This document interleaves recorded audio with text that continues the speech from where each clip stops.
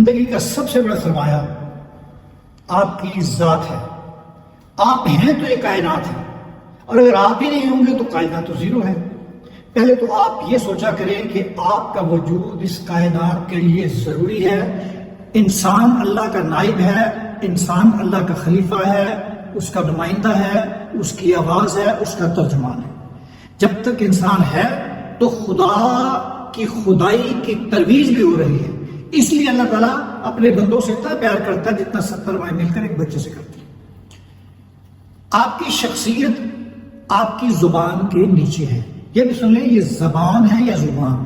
زبان ہوتا ہے قومی زبان، فارسی زبان، اردو. یہ ہے لفظ زبان.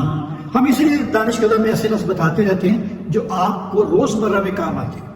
تو آپ کی شخصیت آپ کی زبان کے نیچے ہے. آپ جیسے ہوں گے کائنات بھی ویسی ہی ہو جائیں گے. لفظ جو ہم تخلیق کرتے ہیں تو کتابوں میں رہ جاتے ہیں.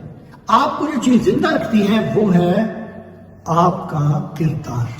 اور اس کردار میں جو سب سے بڑا عمل ہے وہ ہے صبر و تحمل، اور جس کے دروازے جا کھولتے ہیں برداشت پر. سرگودا میں ایک تنظیم بنائی گئی